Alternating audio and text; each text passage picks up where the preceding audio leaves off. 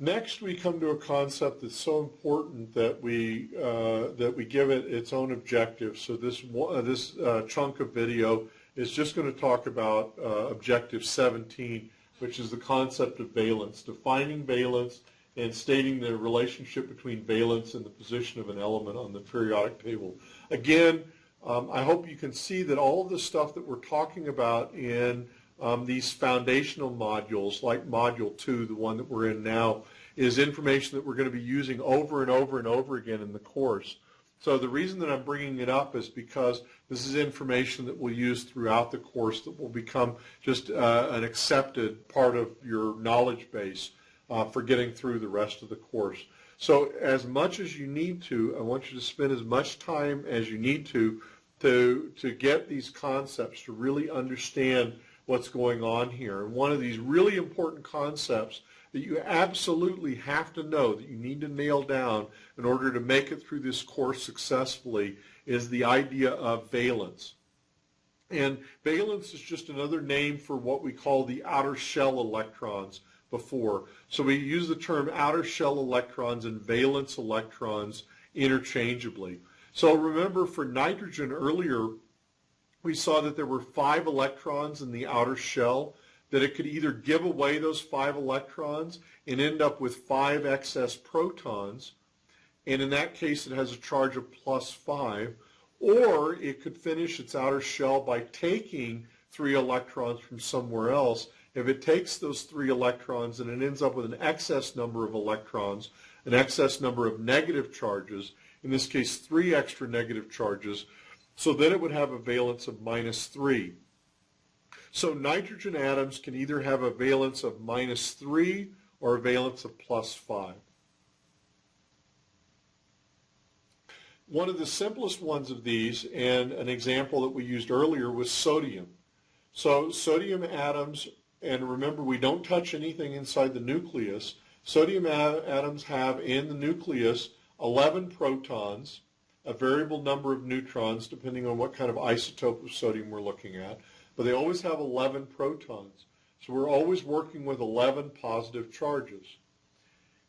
If they're neutral, they have 11 negative charges, 11 packets of negative charges, 11 electrons. In order to complete their outer shell, they give away 1 electron. Now we've still got 11 protons, 11 positive charges, but now we have 10 electrons, 10 negative charges.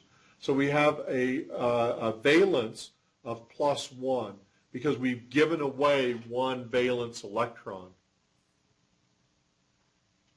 Another example of a valence but in the opposite direction would be chlorine. Chlorine has 7 electrons in the outer shell. It would like to accept an electron and thereby complete its outer shell. By accepting an electron now, it's going to have an excess number of negative charges. It always had 17 positive charges. Because those are in the nucleus, we can't change those.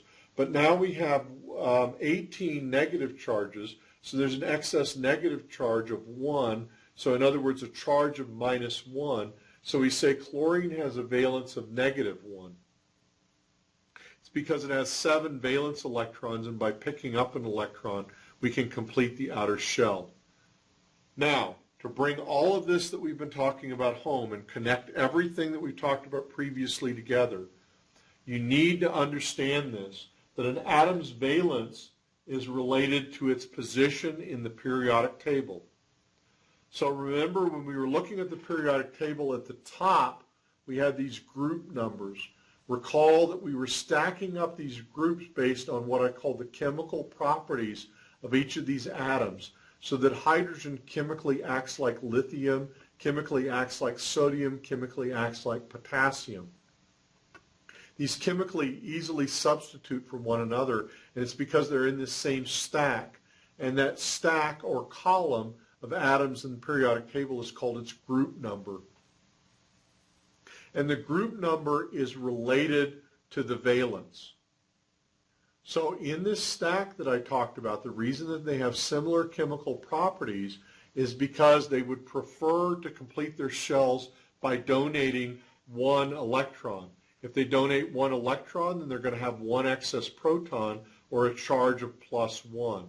So we say they have a valence of +1. Over in the next column, these atoms, beryllium, which we don't need to know, magnesium and calcium, which we do need to know, magnesium and calcium prefer to give away 2 electrons. They still have all the protons that they started with. In this case, notice the atomic number. They're starting with 12 protons. They start with 12 electrons. They give away 2 electrons. Now they have a +2 charge. And so we say they have a valence of +2. Calcium similarly would like to also give away 2 electrons to go from 20 electrons to 18 electrons to complete its shell, because 18, as we see all the way over here in argon, is a complete number. So they give away 2 electrons, and giving away 2 electrons, they pick up a +2 charge because they have an excess of 2 protons. So calcium, magnesium have a valence of +2. That's what's shown as the red numbers that I've added here to the bottom of the periodic table, and I've clipped off the parts of the periodic table that we don't want to worry about.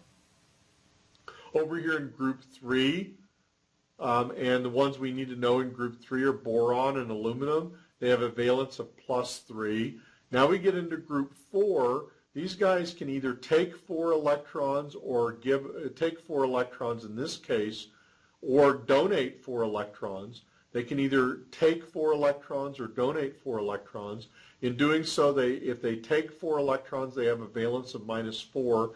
If they give away 4 electrons, they have a valence of +4. Either way, they complete their shell. Either way, they are managing 4 electrons, either giving away or taking. So they have a valence of either +4 or -4, depending on which strategy they adopt. Carbon, and this is going to be very important for understanding carbon in Module 3, and silicon are able to either give away or take 4 electrons. That's why carbon is the basis for life, as we'll see when we get to Module 3. We saw earlier that nitrogen was either willing to give away 5 electrons and take on a valence of +5, or to adopt 3 electrons, to take 3 electrons and have a valence of -3. Nitrogen and phosphorus both work the same way, and even though we don't need to know arsenic, you may remember from several months or maybe a year or more ago, depending on when you're watching this, the concept of arsenic life. And the idea is that arsenic in some organisms may substitute for phosphorus. That's what makes it poisonous to forms of life like humans, is that it substitutes for phosphorus and messes up the way that your cells work. So phosphorus is a very important atom for cells. In column 6, have 6 electrons in the outer shell. To complete their shells, they'd like to take on 2 electrons. If they take on 2 electrons, then they have a charge or a valence of -2. In column 7, now I'm in column 7, these have 7 electrons in the outer shell. Again, they'd like to get to 8 to become like neon or become like argon. And in order to do that, they can take 1 electron from somewhere else, particularly if they can find one from one of these electron donors over here.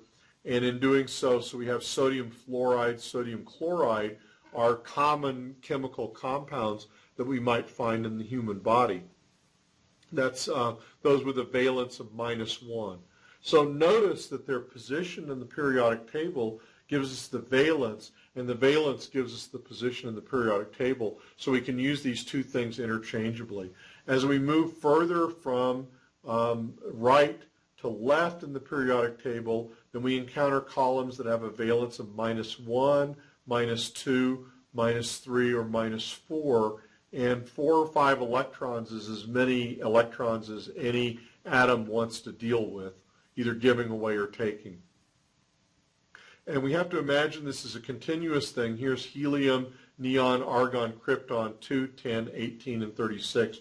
2 is next to 3, and so helium would be right over here in this imaginary periodic table. And as we move from left to right, we are giving away electrons, so +1, +2. The ones in here get complicated. We're not going to worry about that. +3, +4, +5.